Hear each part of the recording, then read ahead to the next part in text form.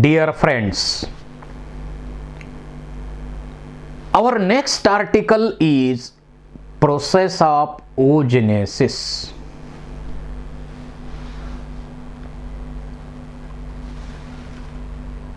oogenesis process त्या फिमेलच्या embryonic condition सुरू असतानाच ही प्रोसेस सुरू होते. आता होतं काय या प्रोसेसमध्ये, आपण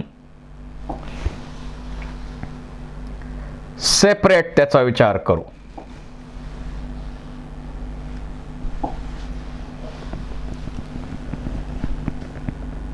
एम्ब्रॉनिक कंडिशन, फिमेल ज्यावेळी एम्ब्रॉनिक कंडिशन मध्ये असेल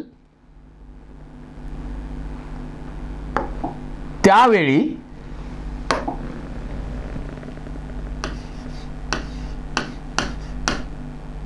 योक सेल्स ज्या आहेत त्यापासून बनतात germ cells. about 6 to 8th week of development of that female embryo. नंतर या जर्म सेल ज्या आहेत त्या डिवाइड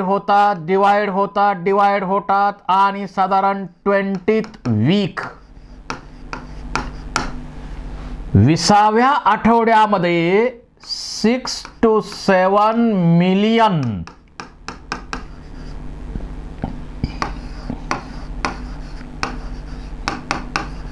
oogonal सेल्स तयार होतात. परंतु एवढ्या मोठ्या प्रमाणामध्ये जरी oogonal सेल्स तयार झाल्या असल्या तर गरज एवढी आहे का? नाही. आणि म्हणून या oogonal सेलचं डिजनरेशन सुरू होतं. या सेल्सचं डिजनरेशन सुरू होतं.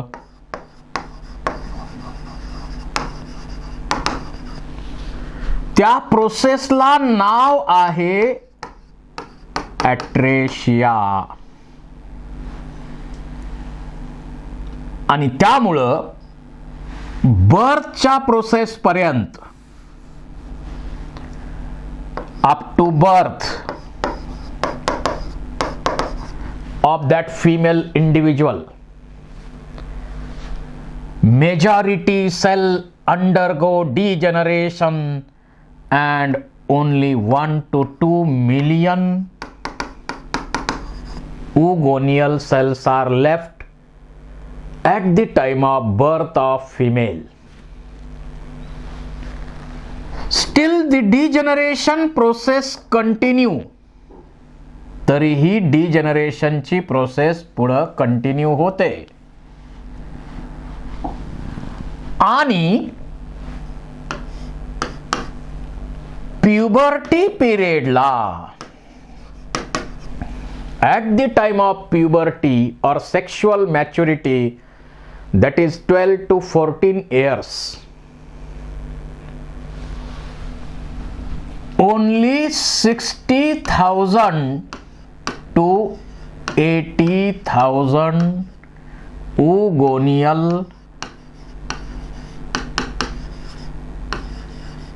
cells are left.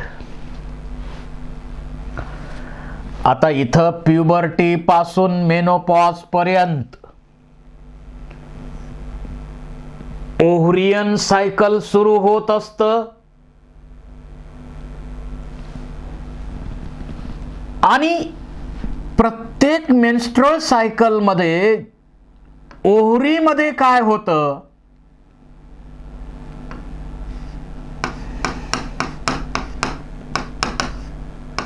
Menstrual cycle मध्ये ओव्हरी मध्ये काय होतं तर 10 to 15 oogonal cells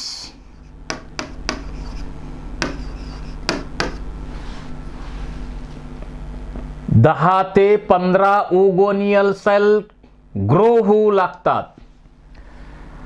परंतु जरी 10 to 15 oogonal cells ग्रो होऊ लागत असतील तरी at the 7th day only one attain full growth, एकच ग्रो होणार पुढं. आणि अशी एक ग्रो होणारी oogonal सेल, ही oogonal सेल आहे. त्याचंच आता बनतंय, या oogonal सेलचंच काय बनणार आहे आता, primary oocyte.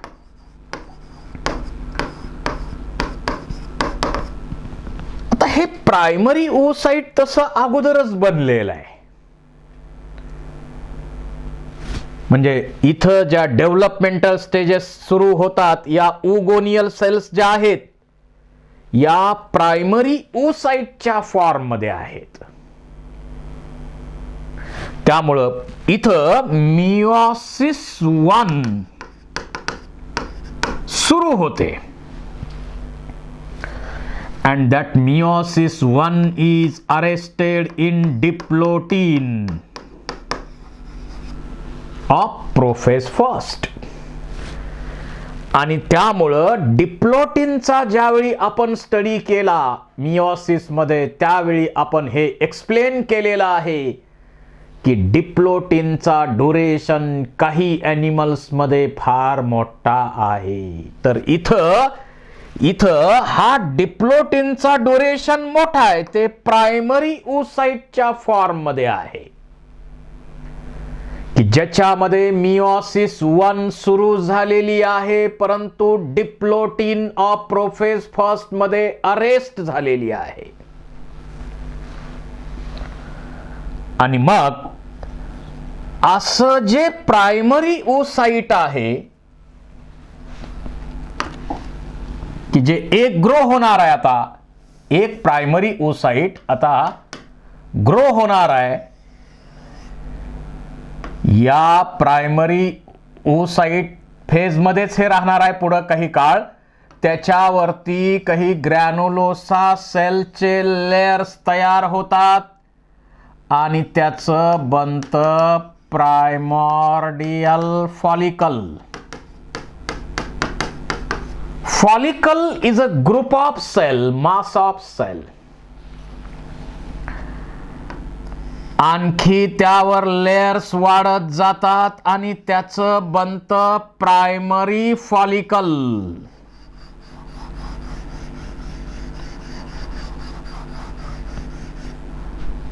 Primary follicle. Then primary follicle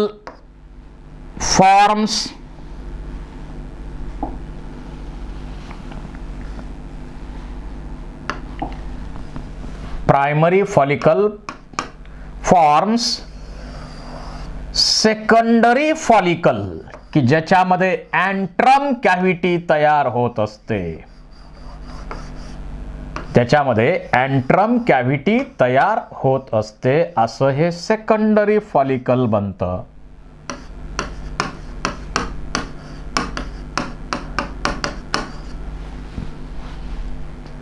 आणि सेकंडरी फॉलिकल पासून बनणार टर्शरी फॉलिकल. त्याच्यापासून काय बनतं, टर्शरी फॉलिकल. आणि ओव्ह्युलेशन पूर्वी, बिफोर ओव्ह्युलेशन 36 to 48 hours.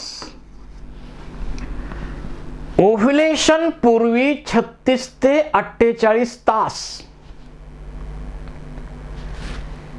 आतापर्यंत सर्व फेज मध्ये हे प्रायमरी oocyteच आहे.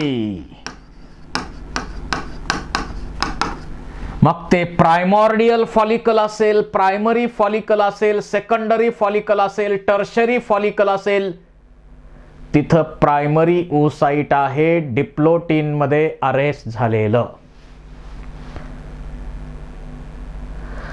आता just before the ovulation 36 to 48 hours, just before the 36 to 38 hours of ovulation, this follicle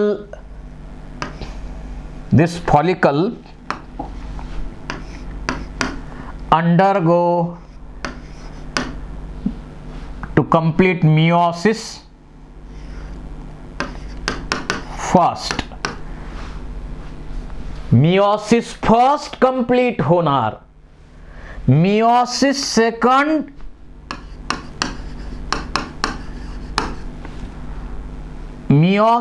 second सुरू होणार. But again it is arrested in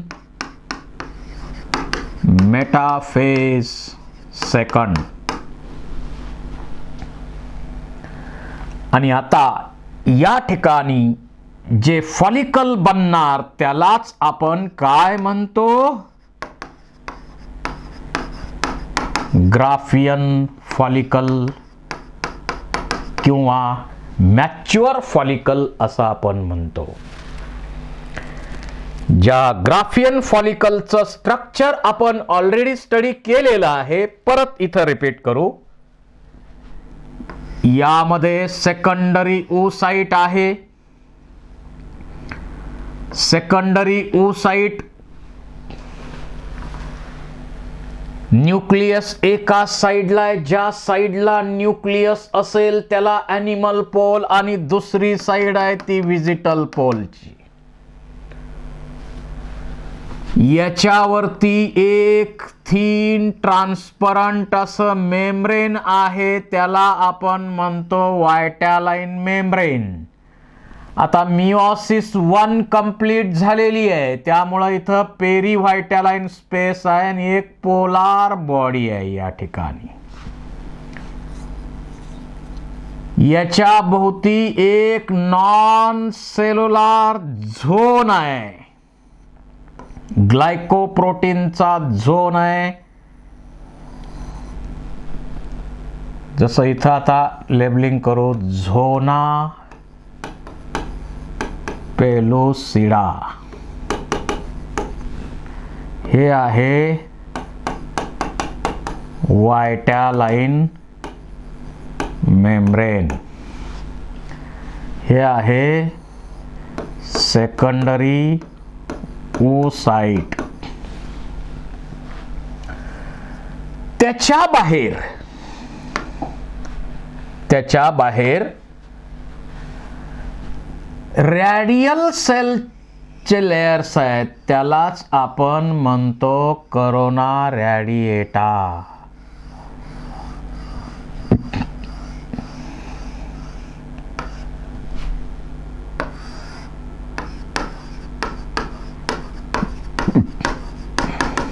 corona रॅडिएटा. त्यानंतर याच्या बाहेर डिस्कस प्रोलिजेरस आहे.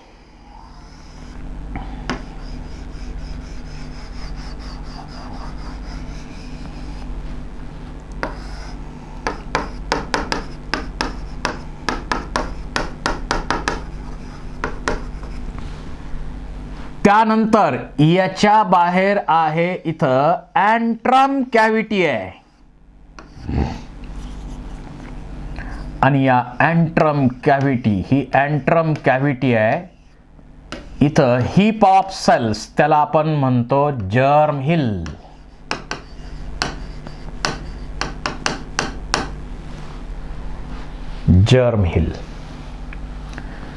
ही अँट्रम कॅव्हिटी आहे. मेम्ब्रेन ग्रॅन्युलोसाचं लाइनिंग इथं आहे.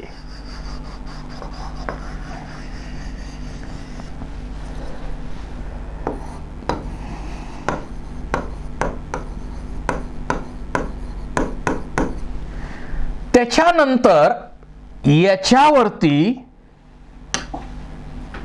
जे कव्हरिंग्ज आहेत ते थिका फॉलिक्युलायचे लाइनिंग आहेत. थिका फॉलिक्युलाय मध्ये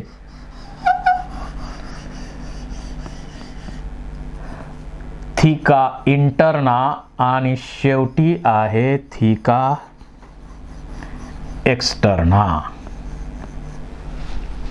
तर हे थिका इंटरना जे अतिशय महत्वाचं आहे, ग्लॅन्डुलार आहे आणि याच्यातून इस्ट्रोजन नावाचं हार्मोन सिक्रीट केलं जातं. जे इस्ट्रोजन हार्मोन सिक्रीट कधीपासून सुरू होईल सिक्रीशन? Puberty onwards. आणि त्यामुळं त्या फिमेल मध्ये सेकंडरी सेक्शुअल कॅरेक्टर अपियर होऊ लागतील. जसे development of breast, starting of menstrual cycle, growing of pubic hairs, change in voice,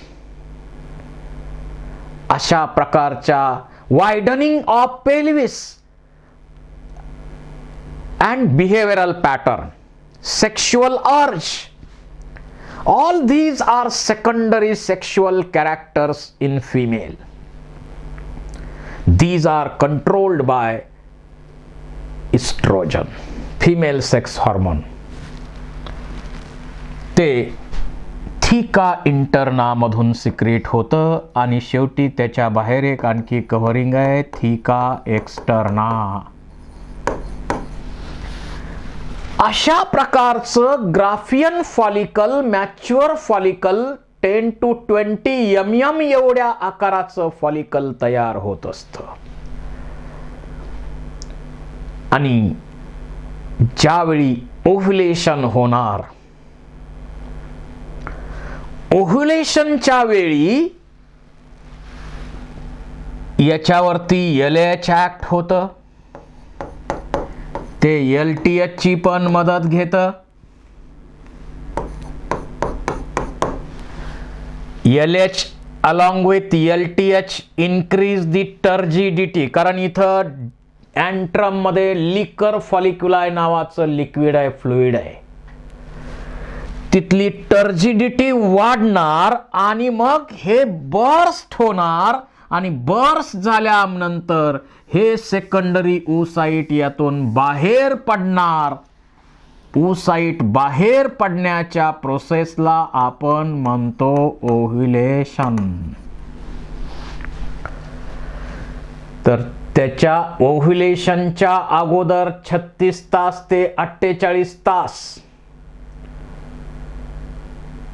meiosis 1 G arrest झालेली आहे डिप्लोटीन मध्ये ती कंप्लीट होईल. मिओसिस सेकंड स्टार्ट होईल आणि पुन्हा मेटाफेज 2 मध्ये अरेस्ट होईल. आणि हे सेकंडरी oocyte की ज्याच्याबरोबर काही लेयर्स पण म्हणजे करोना रॅडिएटा पर्यंत हे सगळे लेयर्स घेऊन हे सेकंडरी oocyte काय करेल? बाहेर पडेल.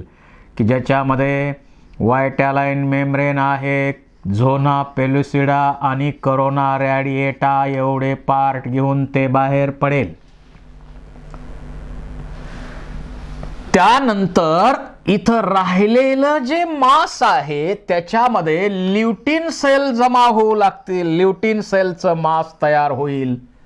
सुरुवातीला इथं ब्लड स्पॉट असलेलं कॉर्पस हिमॉरिजिकम तयार होईल आणि नंतर याचं रूपांतर होईल येलो ग्लॅन्डुलार, नाव काय? Corpus luteum. आणि जे प्रोजेस्टेरॉन मोठ्या प्रमाणावर सिक्रीट करेल. मोठ्या प्रमाणावर प्रोजेस्टेरॉन जे प्रेग्नन्सी हार्मोन आहे ते कॉर्पस ल्युटियम सिक्रेट करेल. जर फर्टिलायझेशन झालं तर 3 ते 4 महिन्यापर्यंत ते तसंच राहतं प्रोजेस्टेरॉन लेवल हाय मेंटेन करण्यासाठी. नंतर प्लासेंटा ज्यावेळी त्याची जागा घेईल त्यावेळी ते डिजनरेट होईल. कॉर्पस अल्बिकन्स व्हाईट स्कार मध्ये ते डिजनरेट होईल. तर ओजेनेसिसची प्रोसेस अशा प्रकारची आहे आणि याच्यामध्ये तयार होतं मॅच्युअर फॉलिकल, ग्राफियन फॉलिकल, त्याच्यामध्ये सेकंडरी ओसाइट आणि त्याचं ओव्ह्युलेशन होणार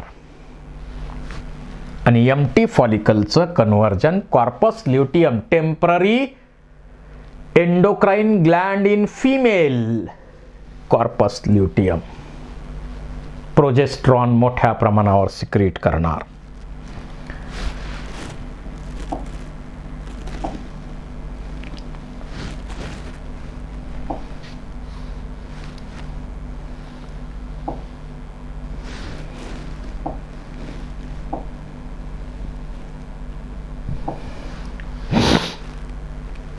तेच इथं एक्सप्लेन केलेलं आहे. मी जे आता डिस्कस केलंय ड्रॉइंग करून तेच इथं एक्सप्लेन केलेलं आहे. पहा, उगोनिया कशापासून? एंडोडर्म ऑफ यॉर्क सॅक, त्यापासून 6व्या ते 8व्या आठवड्यामध्ये एम्ब्रायोनिक कंडिशन मध्ये असताना त्या फिमेल मध्ये, आणि मायग्रेट होणार ओव्हरीज मध्ये ड्युरिंग एम्ब्रायोनिक डेव्हलपमेंट, आणि 20व्या आठवड्यापर्यंत त्याची मल्टिप्लिकेशन होणार 6 to 7 मिलियन ओगोनियल सेल बनतात. पण एवढी गरज नाही, म्हणून पुन्हा डिजेनरेशन सुरू होतं आणि बर्थच्या वेळी साधारण 2 मिलियन फॉलिकल्स राहतात किंवा ओगोनिया राहतात आणि त्याच्यानंतर प्युबर्टी पिरियडला 1 to 2 मिलियन एवढ्याच ओगोनियल सेल्स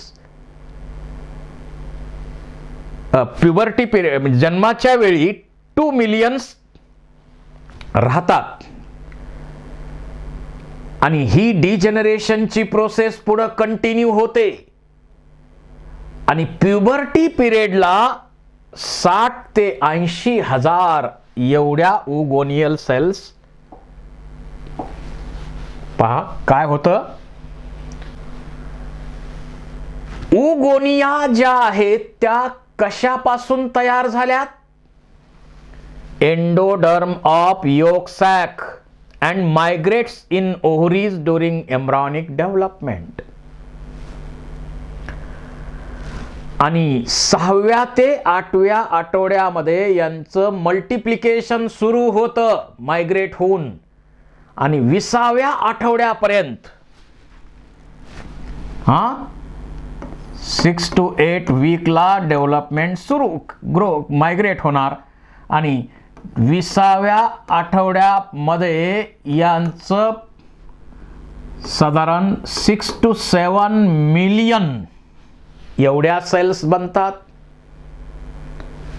पण एवढ्या सेलची गरज नसल्यामुळं डिजेनरेशन प्रोसेस सुरू होते. त्या प्रोसेसला आपण म्हणतो ॲट्रेशिया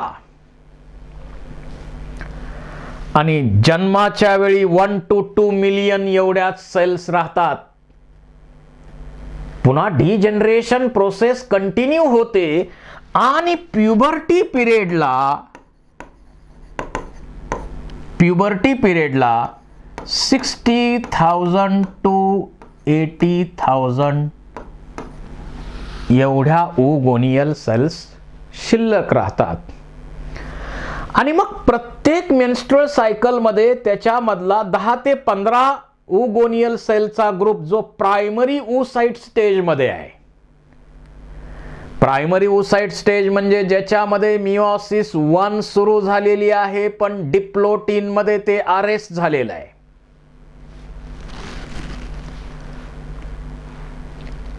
प्रायमरी ओसाइट फेज मध्ये आणि मिओसिस 1 मध्ये म्हणजे डिप्लोटिन मध्ये ते अरेस्ट झालेलं असतं. आणि ते जे प्रत्येक प्रायमरी ओसाइट आहे, it is surrounded by granulosa cells to form primordial follicle, then primary follicle.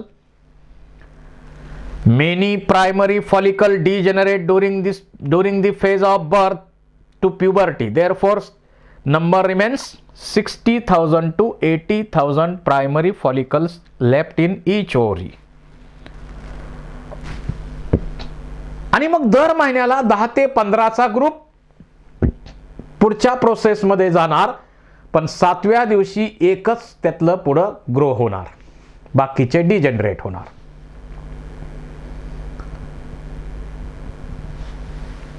Ovulation alternate आहे. या महिन्यामध्ये लेफ्ट ओव्हरी मधून ओव्ह्युलेशन झालं तर पुढच्या महिन्यामध्ये राईट मधून होणार, त्याच्या पुढच्या महिन्यात लेफ्ट राईट अल्टरनेट ओव्ह्युलेशन. तेव्हा एका ओव्हरीकडनं दरवर्षी 6 ते 7 वेळा ओव्ह्युलेशन होतं. आणि फिमेलचं रिप्रोडक्टिव्ह एज गृहीत धरलं तर 32 ते 34 वर्षांचं आहे. आणि त्यामुळं फिमेलच्या लाईफमध्ये फर्टिलायझेशनचे चान्सेस, ओव्ह्युलेशनचे चान्सेस किती, तर 32 गुणिले 13, एका वर्षात 13 मेन्स्ट्रुअल सायकल आहेत, म्हणून 416 ॲव्हरेज ओव्ह्युलेशन किंवा सेकंडरी oocyte रिलीज होणं आणि फर्टिलायझेशनचे चान्सेस फिमेलच्या लाईफमध्ये आहेत.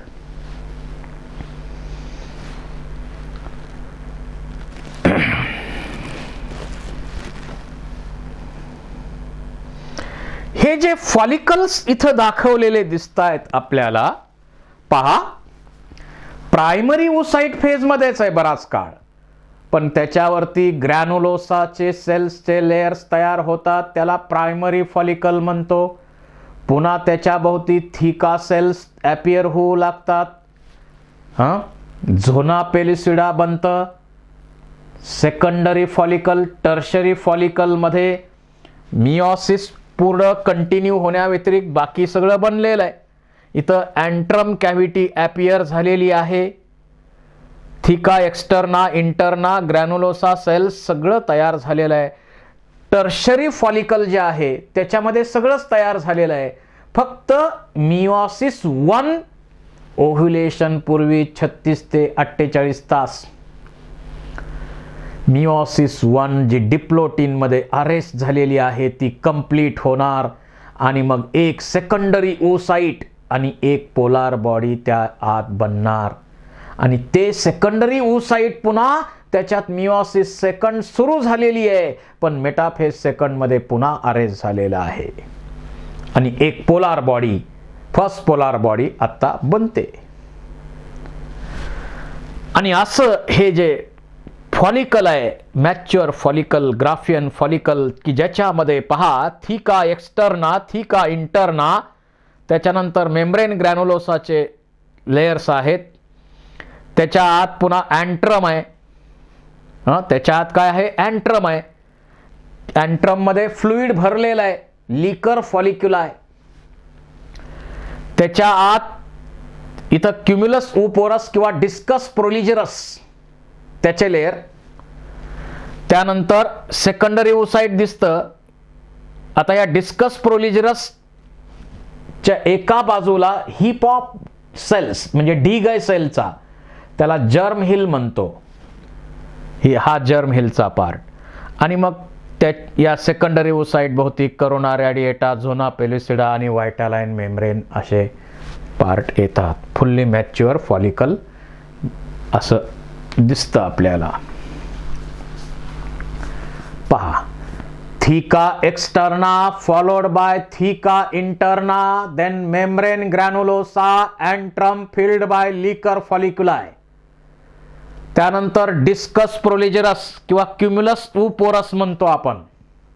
इथं हिप म्हणजे ढीग आहे सेलचा, त्याला जर्म हिल म्हणतो आपण. त्याच्यानंतर corona radiata, zona pellucida, व्हायटालाइन membrane, आणि मग त्याच्यात सेकंडरी oocyte आणि एक पोलार बॉडी आहे. आणि मग याच्यामध्ये ओव्ह्युलेशन होतं. LH is responsible for ovulation and conversion of empty follicle into corpus luteum.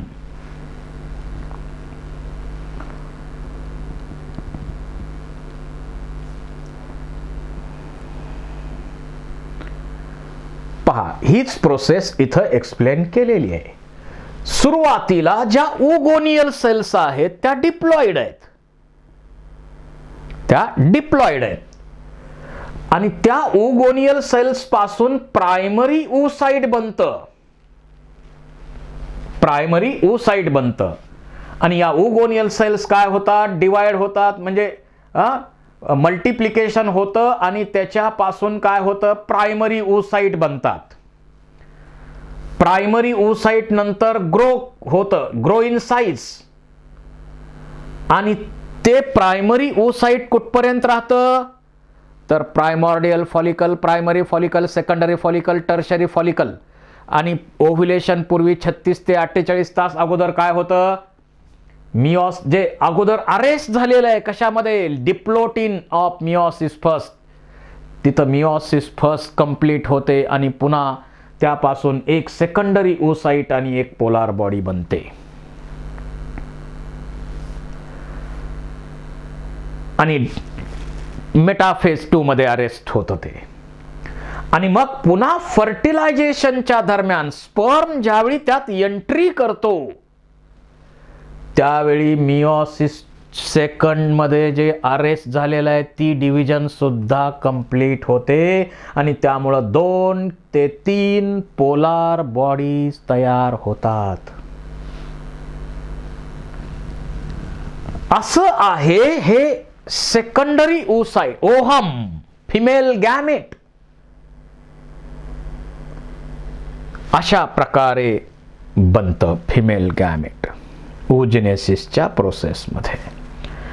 आता याच्यामध्ये जे सेकंडरी oocyte आहे ते कसं बनलं लक्षात घ्या. ओव्ह्युलेशन पूर्वी 36 ते 48 तास अगोदर प्रायमरी oocyte जे मिओसिस 1 च्या डिप्लोटिन मध्ये अरेस्ट झालं होतं ती डिव्हिजन पुढे कंटिन्यू होते, मिओसिस 1 कंप्लीट होते आणि एक सेकंडरी oocyte बनतं आणि एक पोलार बॉडी बनते. Again this secondary oocyte is arrested in metaphase 2. आता हे सेकंडरी oocyte आहे ह्याची मिओसिस सेकंड जी डिव्हिजन राहिलेली आहे ती फर्टिलायझेशनच्या वेळी कंप्लीट होते, हे लक्षात असू द्या. पुढे आपण डिस्कस करूच. दिस secondary oocyte nucleus is present on one side. ज्या साइडला न्यूक्लियस आहे तो ॲनिमल पोल आणि दुसरी साइड आहे ती व्हिजिटल पोल असते. याच्यामध्ये थोडे योग ग्रॅन्युल असतात, याच्यामध्ये थोडेसे योग ग्रॅन्युल असतात, पण योग इथं वेस्टिजियल आहे. कारण इथं ज्या डेव्हलपमेंट होणार आहेत त्या युटेरस मध्ये होणार आहेत, त्यामुळे योगची गरजच नाही. कोंबडीचं अंड कोंबडीपासून ते दूर राहतं, त्यामुळं तिथं त्या एम्ब्रिओला नरिशमेंटसाठी योगची गरज आहे, पण आपल्यामध्ये तसं नाही आहे. म्हणून ते मायक्रोलेसिथल आपण म्हणतो.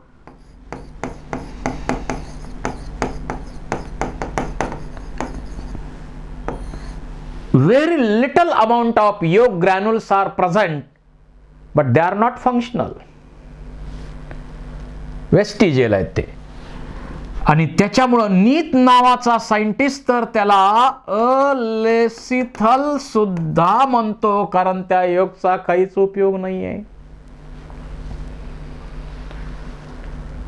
ग्रॅन्युल्स आहेत ते.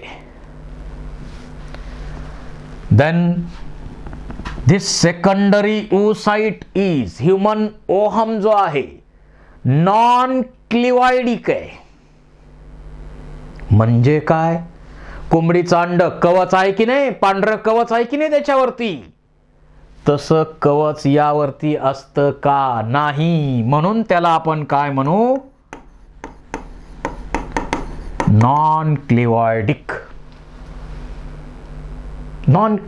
म्हणू आपण. It is covered by thin, delicate, transparent membrane called as vitelline membrane. Then again it is covered by a zone of glycoprotein called as zona pellucida. And again it is covered by layers of radial cells called as corona radiata. तर अशा प्रकारचं आहे या secondary oocyteचं structure. फर्टिलायझेशनच्या वेळी त्याचं oocyte किंवा ohm मध्ये रूपांतर होणार आहे, कारण आणखी एक मिओसिसचा पार्ट काही राहिलेला आहे, सेकंड डिव्हिजन जी आहे ती राहिलेली आहे आणि त्यामुळं ॲक्च्युअल oocyte आपण त्याला at the time of fertilisation त्यावेळी म्हणणार आहे. So this is about oogenesis and structure of secondary oocyte. Difference between spermatogenesis and oogenesis. First, it occurs in testis, it occurs in ovary. Limited growth phase, ह्याची growth phase जी आहे ती अतिशय limited आहे. आणि इकडं मात्र प्रायमरी oocyte फेज मध्ये, diplotene phase मध्ये अरेस्ट झालेलं जे प्रायमरी oocyte असतं त्याची ग्रोथ फेज फार मोठी आहे, elaborate growth phase. Each primary spermatocyte undergo meiosis to produce 4 sperms or spermatozoa. But each primary oocyte gives only one secondary oocyte or ovum. कारण एका वेळी एकाच बेबीला जन्म द्यायचा आहे. रेअर कंडिशन सोडून द्या, पण नॉर्मल कंडिशन मध्ये इकडं पोलार बॉडी तयार होतात का? नाही. No polar body formation. इकडं 2 to 3 पोलार बॉडी तयार होतात. Begins at puberty. Spermatogenesis process कधी स्टार्ट होते? प्युबर्टी, सेक्शुअल मॅच्युरिटी ऑनवर्ड्स, आणि कंटिन्यू प्रोसेस आहे.